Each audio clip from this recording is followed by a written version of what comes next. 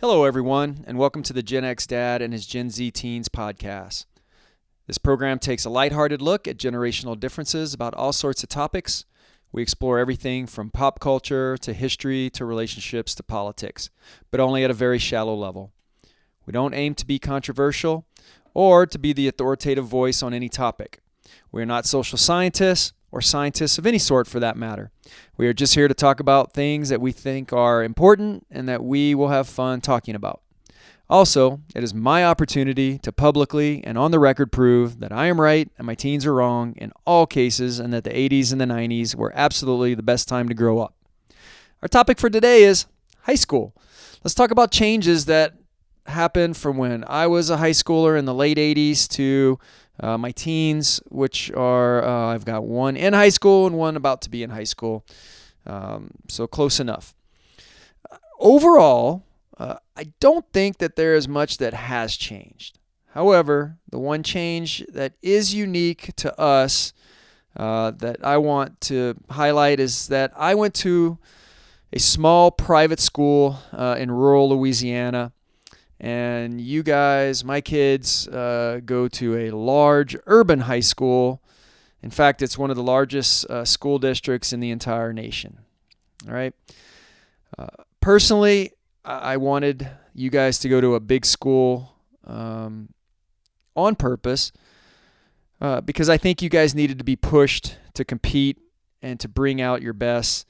My experience from going from high school, where I was pretty big fish in a very, very small pond, and then going out to college at the Air Force Academy, and then being in that much bigger pond, I felt a certain degree of intimidation, and it took me quite a while to kind of find my feet, which I felt, at a small school was easier for me and didn't set me up necessarily for the success, at least early on, that I needed. There are more opportunities at a big school, and we'll talk about that in a minute, versus what I had available to me in a small, rural, private school. So that's the first just big difference. It's really not anything to debate. That just is what it is. However, another big difference is technology. We've already talked about personal devices, computers. We had a family computer, but there was no such thing as the internet when I was going through high school. However, now everything is on a computer. There are no more books. You guys don't have lockers, and there's not much in the way of homework. You guys each have Chromebooks that you use that basically have virtual classrooms within them, and I think as far as my older teen, I think you've only ever actually brought home one or two books. And my younger teen, I've never seen you have any books at all. Is that true? Just physical books? Can you talk a little bit about that? Yeah, I think for the most part, and I mean, this is still pretty recent even for me, but the Chromebooks have kind of just replaced like a lot of the textbooks and paper assignments. For a few of my classes, where I've had to have textbooks, a lot of them have been online and just on the Chromebook. And assignment-wise, almost all of our assignments are online. There's not many teachers that still kind of give out paper assignments. All right, what about you, younger teen? Yeah, I've only had one class where we've actually used physical textbooks, but we never actually brought them home, and we only used them in class, and they were also available for us on our Chromebooks. And other than that, I've never used a textbook. Everything's just on the Chromebook. And you guys have missed out on just what it was like to lug a backpack with about 40 pounds of books in it. You were weak. So now everything's on Chromebooks. I do have a question about that in the sense of we also had, not only in addition to every class had a pretty seriously large technical textbook, we also had composition notebooks for notes and to study. And the teachers would lecture, and then we had to have the ability to take notes so that then we could study later. First off, let's just get to the root. Cursive, writing in cursive. I have not seen you guys much in the way of just taking notes and bringing stuff back. Again, my older teen, it was still part of the curriculum when you were in elementary. My younger teen, it was not part of the curriculum. They gave us a book and we went through it. But as far as just the teacher getting up and lecturing and taking notes, is that still a thing for you guys? Well, I mean, it depends on the class, but yeah, it is still definitely a thing. I know in my history class, anatomy, English sometimes, like a lot of my classes, it's still like that.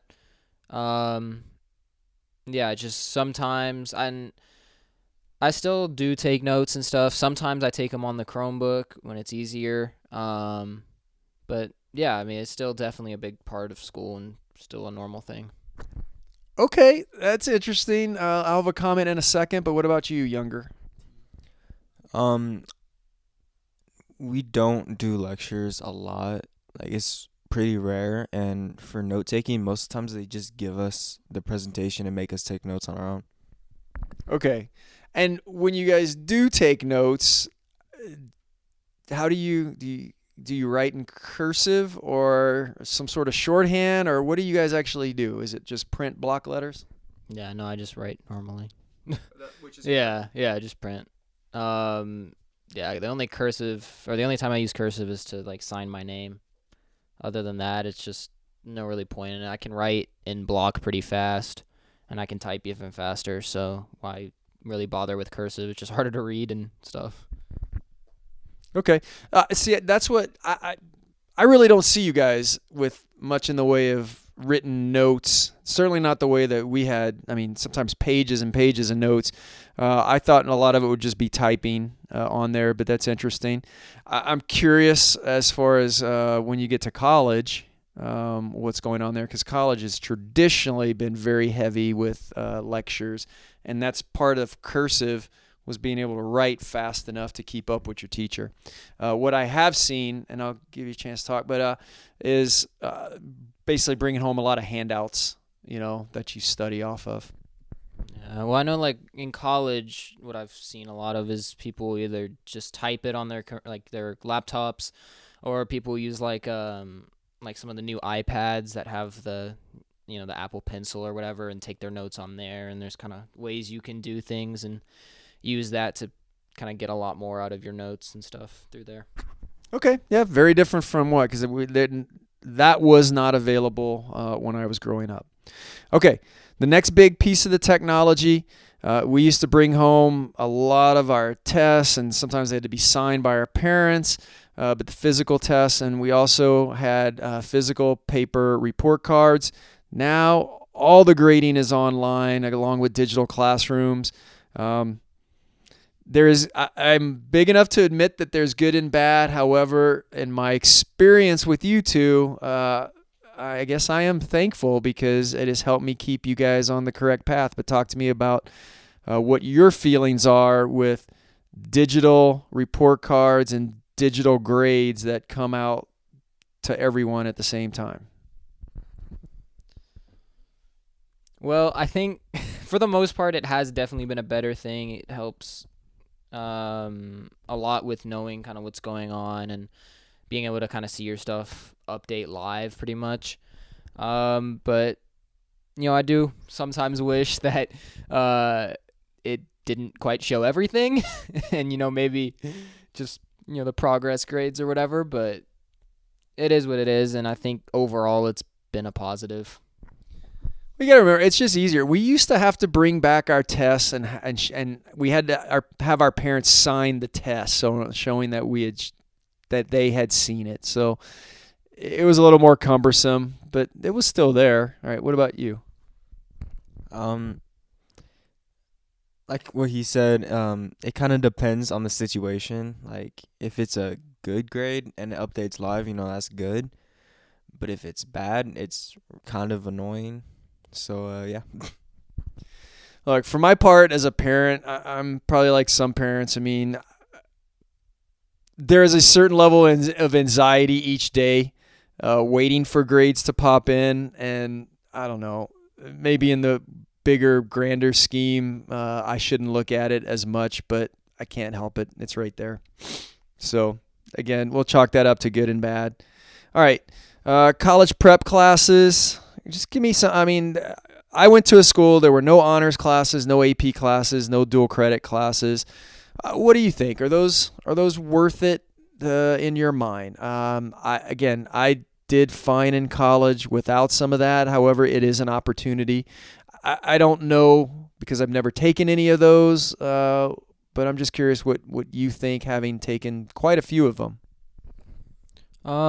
Yeah, I think they are worth it. They look great on your schedule for colleges and stuff, and they help your GPA and all that.